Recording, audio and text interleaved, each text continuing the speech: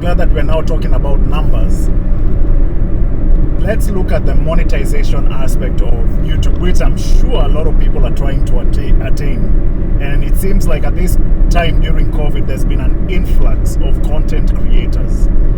When did you meet that threshold in order for you to now start getting monetized? And how did you attain that? When it comes to monetization, awesome question. There's monetization of different levels. First of all, there's the platform. The platform can share their revenue from advertisement. I'll talk about that in a bit. Secondly, there's now deals, influencer deals, ambassadorship, endorsements, and stuff like that. Thirdly, there's now audience you can also monetize your audience, where your audience can support you.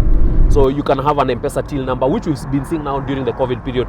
DJs are doing it, content creators, that I am doing it, where you can send a 10 bob and you can use 50% of that 10 bob, you use it to support also the audience.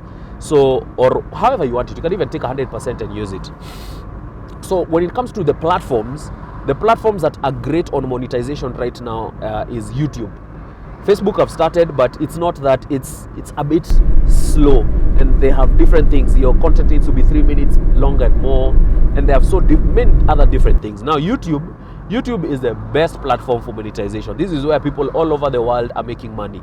Case in point, if I tell you the highest revenue earner, one of the highest revenue earners is an 8-year-old boy called Ryan Koshi, who has a YouTube channel called Ryan's Toys Review. Is based in the States, an immigrant based in the States, who last year earned, was it last year, $28 million from YouTube revenue.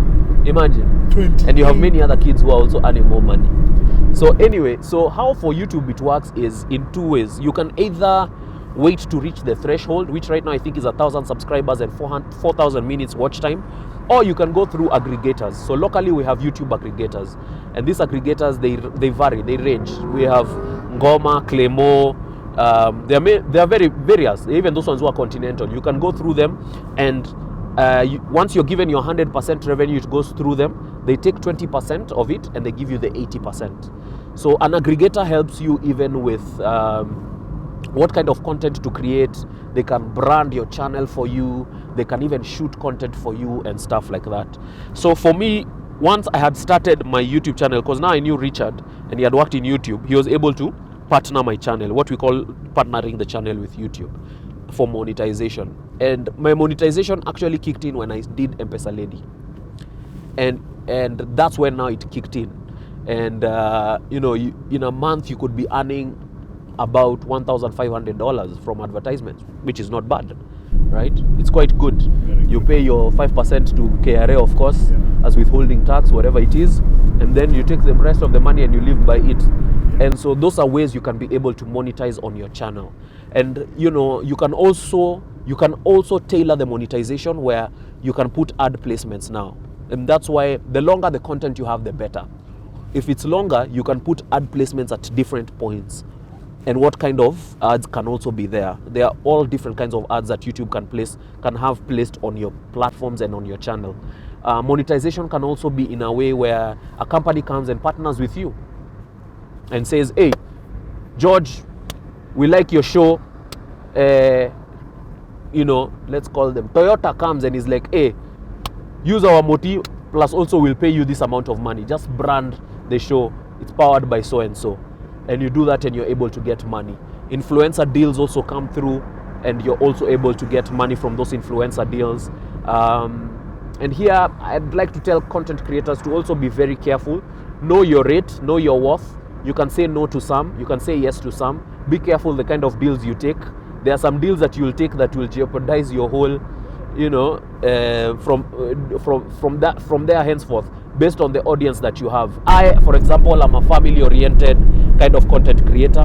Kids watch my channel, which is the other high. Let me say the other high is watching kids redo my channel, my content, and kids even telling their parents to write and send voice notes and send videos and say they really like the content. So for me that was huge, because now there are some deals I can't take. Alcoholic brands I can't take betting, I can't take all those, because now that will jeopardize my audience. And audience is everything. The last thing I would say here in terms of monetization, your audience is everything. Do not jeopardize your relationship with your audience. just to get money. What do I mean? Don't sell all the time. You know, have a threshold. Say in a year I'll take 4 deals. So that also your audience is there. They're the ones who've made you. They are there to enjoy your content. They were not there to enjoy your content and then you start selling so that they leave. They were there to enjoy your content for as long as possible. So for me, I have a threshold. I have a number in my head where these are the number of deals I can take in a year. And even if I take another one, I'll do the engagement differently. Don't even jeopardize your creative process. I don't script, for example. So when clients come to me, they tell me to script. I'm like, hey, me, I don't script. That's what has made me the way I am. I do that content off the bat and people love it because it's authentic. I've not scripted it. I've not curated it in any way. And those are basically the pointers I would say about monetization. Yeah. What are some of the values or traits that make a great social media content creator, or what should people do to become great social media content creators? Yeah, so first things first is vision. Cast your vision. What's your vision? Like George, with your show, you have a vision. You have a clear cut out vision. And that vision, you know, is always your true north. Your compass tells you, this is where I need to be. So if anything tries to deviate you, and someone comes to your show and says, hey dude, how about we start smoking weed in this show? You're like, hey, me have a vision. You get? So vision is very important because nothing will sway you from your vision. Your vision becomes your anchor. It anchors you towards the cause that you have.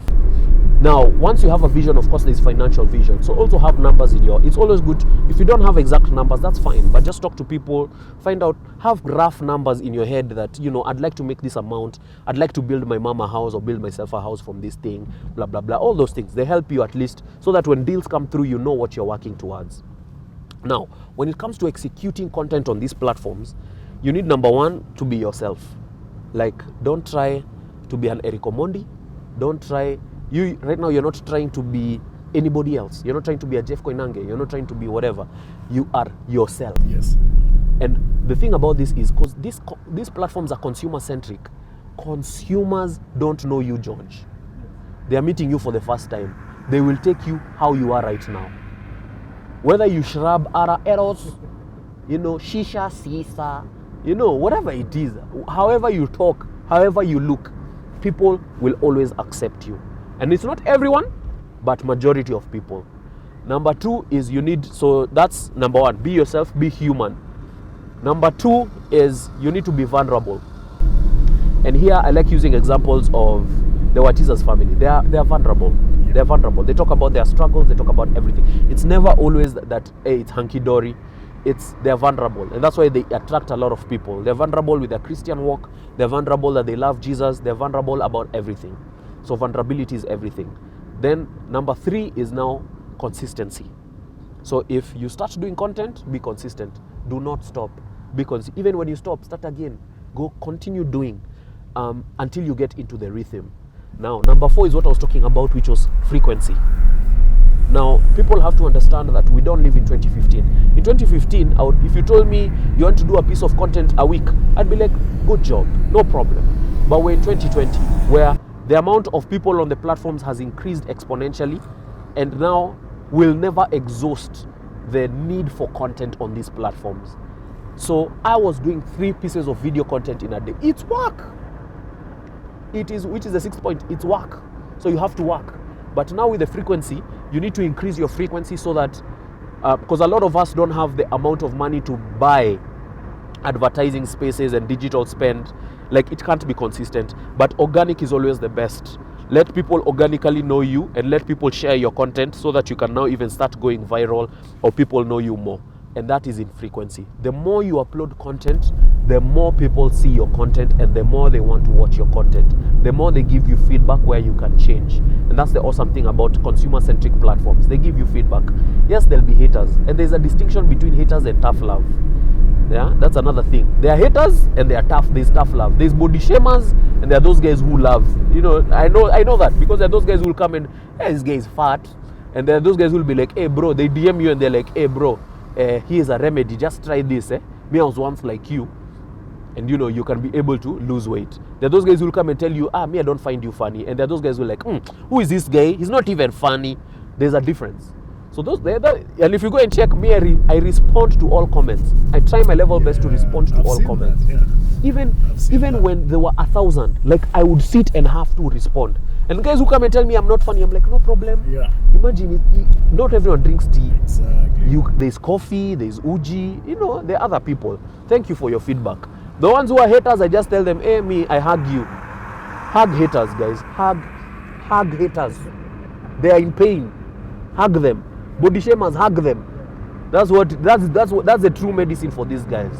And so I would say those are the things. Do the gang. Those are the things. Those are the things that would work very well for anyone who's thinking of doing content creation, or even someone who has started doing the content creation. Those are pointers that you can take. Increase your frequency. Go to platforms where the organic reach is very easily attainable. Right now it's Instagram and TikTok. TikTok is huge, man. TikTok now you can do anything. Yeah, as long as it's within 15 seconds to 1 minute, 60 seconds. And generally, that's what I would advise anyone who wants to do any digital content. No, honestly, I have questions and we could talk for hours. Yeah. But I think we have to leave it at this. Is there anything that you would like to add on? Something that we may have just passed over? Definitely. The one thing I always like leaving people with is simple. This internet farm is so big. We're 7 billion people in the world, and already 80% of the world's population is on the internet. But it is so big, we all cannot exhaust the amount of content that is needed on these platforms. So if you're there sitting and thinking that everybody has done everything, that's a lie. You need to look deep inside yourself. Your gift, your passion, your ideas are still valid on these platforms. Start them, do them. I'll always go back to this young lady called Aziad. Yani, yes. Aziad, I remember I was invited by TikTok to give this same kind of conversation, and there was also an award ceremony. And Aziad got, I think, one of the best content creators for TikTok at that time. This was last year, September. And look at her, where she was so consistent. And she comes, she dances, she does a bit of mimicking. She's now been on shows, she's acting, she's doing all that kind of stuff. There is something for everyone on these platforms. Please don't look like you're bad in your gift. That don't look like you don't belong onto these platforms, and don't come and start mimicking other people. Be yourself, do your own content, do your ideas. Trust me, there's someone somewhere out there who will love your ideas, and then they'll become a whole community. So that's one thing I like telling people, man. There's something for everyone on these platforms. Hii shamba ni kubwa. Si yangu peke yangu, si ya George, si ya Eric Omondi na Njugush. Ni ya kila mtu. Wow. George, thank you very much. I mean, we appreciate, first of all, thank you for the support. Yes. You availing yourself to give us also an opportunity to realize our vision. It's something that we don't take lightly, and we want to appreciate you. And we see why you're great at what you do, why you're one of the major social media influencers, content creators also in Kenya, in our country. I want to thank you very much. The reason why also the show is called Ride Free with George is minta kuchukua. Utanipigia simu siku moja, I pick you up, drop you off to your point of destination within Nairobi County, just as a gesture of appreciation. Awesome. But thank you very much, sir. Ladies and gentlemen, George Kagwe on YouTube. You better check out the greats and learn from the greats. So thank you very much, sir. Thank you, George. Have a wonderful day. Man. Yes, sir. Asante. Thank you. I'm so happy.